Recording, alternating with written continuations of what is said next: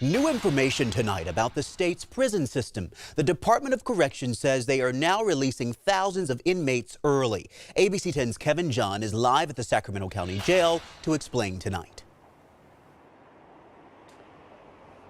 Well, Chris, at this point, everyone is doing what they can to prevent the spread of the coronavirus, and that includes our correctional facilities as well. I'm actually right in front of the Sacramento County Jail, where just over the last few days, we've seen hundreds of inmates released. And now the big story today, 3,000 inmates can be released from prisons up and down the state of California.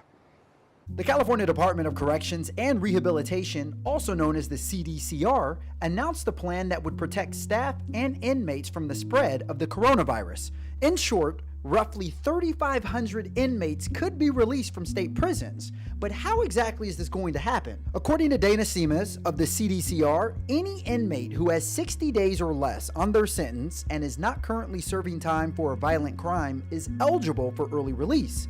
Now, before these inmates are released, they will be screened for symptoms of the coronavirus. And for those wondering if their public safety may be endangered with thousands of inmates now roaming the streets, Simas says that their first commitment is ensuring safety, which means they will maximize placements into community-based reentry programs, as well as work closely with probation departments and county sheriffs. This new plan would also temporarily suspend any intake from county jails. To date, the CDCR says that 22 employees and 4 inmates have tested positive for the coronavirus.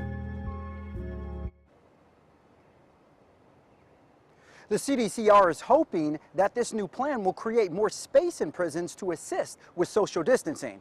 And keep in mind that there's no expected start date yet, but they're hoping to get the ball rolling on this as soon as possible. Kevin John live for us tonight. Kevin, we thank you for that update. You know, tonight California officials are now highlighting where they are seeing the most confirmed coronavirus cases in the state. Right now, the highest concentrations are in LA and the Bay Area. Across the state, almost 7,000 people are sick. 150 people have died. In this area, Sacramento County has the most cases with 224 people sick and 7 deaths, followed by San Joaquin County with 141 people sick and 7 deaths. And tonight, national public health leaders are sharing this chart showing coronavirus case curves in several large states. You can see California on the bottom, suggesting the state has been one of the most successful in this. Here was the White House coronavirus response coordinator today. California and Washington State reacted very early to this. Yes, Washington State had some of the earliest infections. They have kept it low and steady, and for now a month has been tracking it with a small increase in the number of cases, but not this logarithmic form of the virus.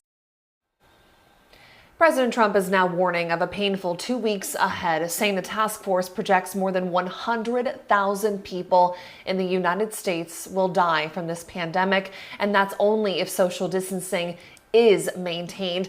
And despite what charts are saying, California is still preparing for a surge of cases in hospitals. That is why a call was put out for medical workers across the state to come in to help. After this was put out yesterday, more than 25,000 people said that they wanted to register and did register. And I was already talking to a woman who said she was on board for this before this was put into place, but she was saying restrictions were keeping her from registering. I caught up with her tonight. It was a call to action met with an overwhelming response.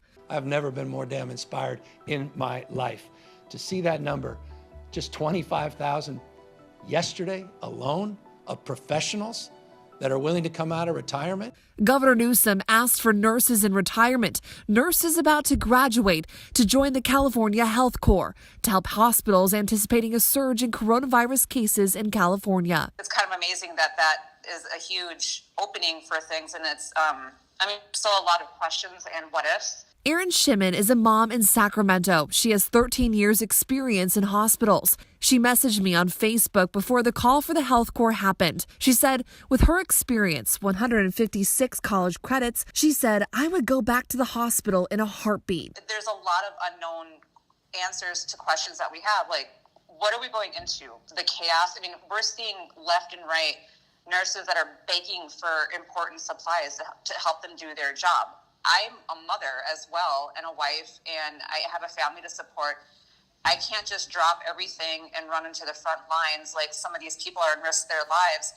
And then, other questions are like, what's going to be the long-term outcome with this? Is this something that they're going to need? Tonight, while FaceTiming me, she was filling out the registration form online. She has questions, though, about this call to action, mainly about the long term. And since she already has a job in the medical profession at the moment, she will wait to see what the immediate need really is after all.